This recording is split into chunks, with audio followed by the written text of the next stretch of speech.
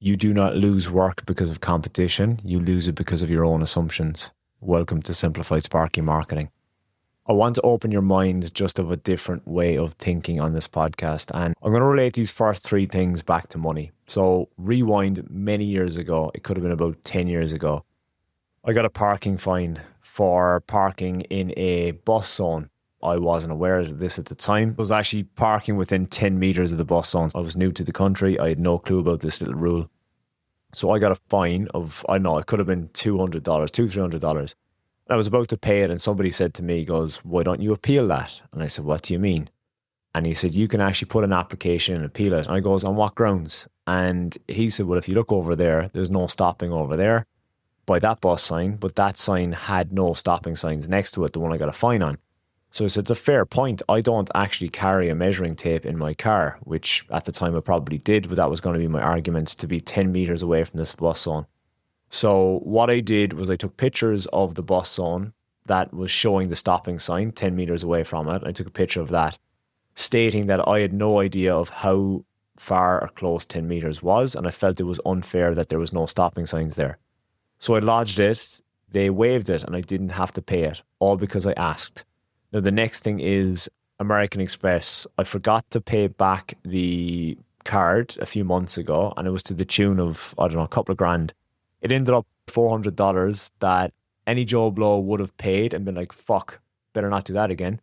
Straight away, I jumped on the chat and I said, hey, look, I've been with you for a year and a bit. I've never, ever missed a payment like this before. Of something came up, I missed it. Really sorry. Being a loyal customer, can you honor this and not charge me for that? And I won't do it again, like a good schoolboy. And then they came back and they said, yeah, sure, no problems, Alan. We've sent that money back to your account. Don't worry about it. So that was number two. Number three was very recently, I moved a lump of money out of a savings account and it exceeded the money that went in. The interest is calculated on that. Anyway, the interest didn't come in that month and I was like, what the fuck is going on? So I had a look at it and it turns out that I didn't put enough money in, more money came out kind of thing of the savings. So I lost out in a bit of money there. So again, I jumped on the phone and I was like, hey, look, I've just noticed this has happened. I've been banking with you for years. It was a mistake that I forgot this. Can you pay the interest for that month and it won't happen again? And they came to the table and they said, yeah, no problem. We'll pay the interest this month. And that is just three things money orientated. The most influential people to my career right now, even making this podcast, is Alan Dibb, author of the One-Page Marketing Plan and Lean Marketing. And I've served under Alan as well, and I've gone through all his training and stuff like that. And he's a huge inspiration to me. And he changed my electrical business of how I looked at things. And I have taken that ticket from him and I have twisted and altered his style to suit, in particular, electricians. And I, in passing, was chatting to him a little bit of back and forth, but I didn't think I was of his caliber. And I said to him, if you're ever stuck for a guest on the podcast, let me know. Haha. And he's like, sure, when can you come down? And I was like, holy fuck, he's actually taking me onto his podcast. This guy hangs out with Dan Martell. If you know who Dan Martell is, he has got the Buy Your Time Back book. I think he's got another book as well, but he's a bit of a fucking big deal. Donald Miller, Mike McCallowitz, all the top dog authors, they're all in a little group and he hangs out with those guys. So I felt absolutely honored to do that. But guess what? If I had never have asked him, I would not have ended up on his podcast. Yet to be aired. Stay tuned. The moral of the story is, electricians out there are thinking to themselves, why would I bother trying to get in with that school? Why would I bother trying to get in with that shopping centre? Why would I bother trying to get in with that real estate or whatever? They already have their electricians.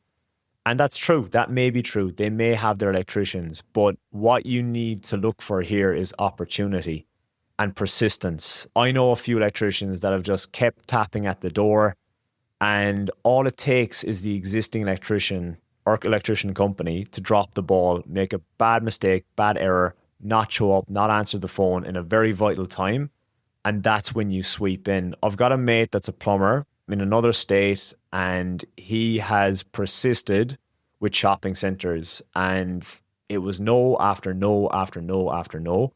And it took maybe 3 or 4 or 5, could have been 6 or 7 follow-ups until they just struck the right time, where the week previous, or it might have been 2 weeks prior, that their plumber in that shopping centre fucked up, or he didn't show up, or he left them high and dry, and they said, all right, you want a shot? Come on in. So they kept the existing plumber. Then they brought in my mate. He was doing the plumbing. And next thing, my mate has taken over, and now he's the plumber in there. And not only that, they've also got in with other shopping centres as well, and other businesses with the same model of strategy. Now, you have to be very clever. You have to be very strategic. You have to have a plan and a strategy and a system around how you approach this. You can't just keep calling up going, any work. You have to be nice. You have to be persistent. But it's all just about scheduling these things into anything, into a task management, into your diary, wherever, but being persistent with following up. Because I think it's a common misconception that like, well, they already have an electrician in there. But a lot of that is in your head. And as I said, it's all about the opportunity that you sweep in. When they need you the most, that's when you show up, and that's when you bring your A game.